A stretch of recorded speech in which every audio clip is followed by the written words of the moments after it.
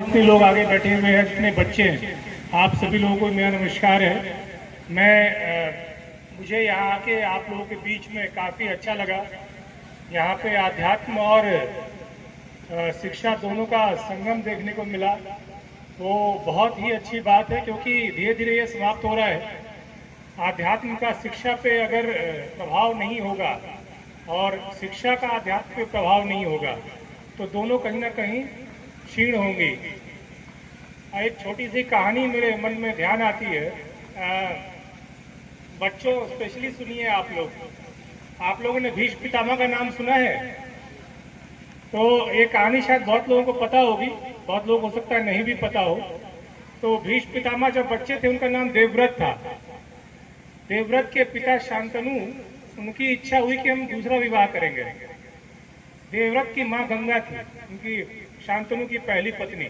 वो चली गई छोड़ के, तो शांतनु ने दूसरा विवाह किया। उसका नाम सत्यवती था, उस महिला का नाम। सत्यवती जब विवाह करके आई, तो उसने यही शर्त रखी कि मेरा बेटा राजा बनेगा। इसलिए भीष्म ने शपथ ली कि मैं कभी शादी नहीं करूंगा और आजीवन निसंतान रहूंगा। जब सत्यवती के बच्चे हुए, दो बच्चे हुए, एक चित्रांगद और एक विचित्रवीर, तो दोनों की आदतें खराब थी।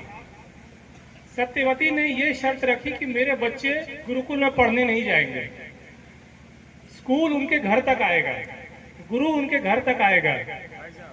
इस बात पे जो राजा शांतनु, उन्होंने समझाया था कि अगर तुमने अपने बच्चों को वहां भेज के नहीं पढ़ाया और उन्होंने यहाँ पे आके पढ़ा, दोनों में बहुत अंतर होगा।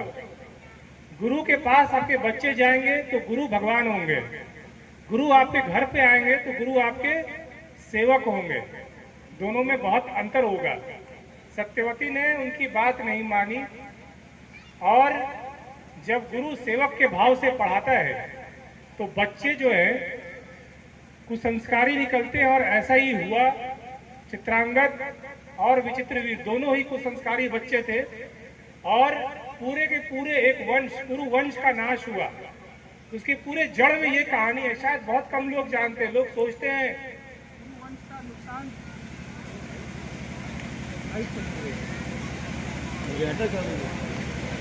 सोचते हैं महाभारत का युद्ध बहुत सारे अलग अलग लोगों को ब्लेम किया जाता है। दुर्योधन के कारण हुआ, कुंती के कारण हुआ, द्रौपदी के कारण हुआ, किसी को भी कारण बताया जाता है, लेकिन मूल में कारण ये था, शिक्षा। एक अशिक्षित परिवार की अशिक्षित भावनाओं से पूरा का पूरा कुरुवंश समाप्त हुआ। ये आपको मैं क्यों बता रहा हूँ, ये कहानी क्यों बता रहा हूँ? शिक्षा में आज के डेट में आध्यात्म की कमी है। बच्चों, आप सब लोग जब भी, पहली बात तो शिक्षा इंपॉर्टेंट है, ये जानिए। आपको एक बहुत ही गरीब, बहुत ही दुखी, बहुत ही कमजोर जीवन से एक बहुत ही मजबूत, बहुत ही अच्छा, एक बहुत ही आदरपूर्ण जीवन देने की क्षमता रखता है शिक्षा। मैं बिहार के एक गांव से आता हूं, और जब हम लोग चलते थे, तो जब हम लोग जिस बस से आते थे गांव में, तो लाल बत्ती की गाड़ी निकलती थी तो बस वाला अपना धीरे कर लिया करता था। हमारे लोग बहुत विस्मित होते थे, कहते थे अरे पूरी की पूरी बस धीरे आती है लाल बत्ती की गाड़ी से। तो शिक्षा में जो, उस चीज को मैं सही नहीं कहता हूं, लेकिन उससे बहुत प्रभावित होता है समाज। और वो व्यक्ति जो हम सब लोग हैं, जितने भी लोग बड़े बड़े लोग हैं, वो सब शिक्षा पाके ही बड़े हुए हैं। धन पाके बहुत कम बड़े होते हैं, शिक्षा पाके बहुत लोग बहुत बड़े होते हैं। तो बच्चे पहले तो पढ़ाई लिखाई पे ध्यान दीजिए, पहली बात ये। और दूसरी चीज जो मुझे आपको इससे भी इम्पोर्टेंट कहनी है, वो ये है, आज के मीडिया जगत से बचिए। वो आपके अंदर बहुत सारी कुभावनाओं को पुश करना चाहता है, धकेलना चाहता है। वो कहता है ये क्रीम लगाइए, नहीं तो आप सुंदर ही नहीं होंगे, ये घुट्टी पीजिए, नहीं तो आप लंबे ही नहीं होंगे तो आपके जीवन में कुछ अच्छा ही नहीं है। अपने बारे में बुरा फील करवाना, ये मीडिया ने आजकल ठेका ले रखा है। तो अपने बारे में बुरा फील करना बंद कीजिए। हमारी अपनी भावनाओं को तोड़ने की बात है। वहीं जो जितने भी आजकल सिनेमा बनते हैं, किसी भी सिनेमा का हीरो अब हीरो नहीं है, विलन है।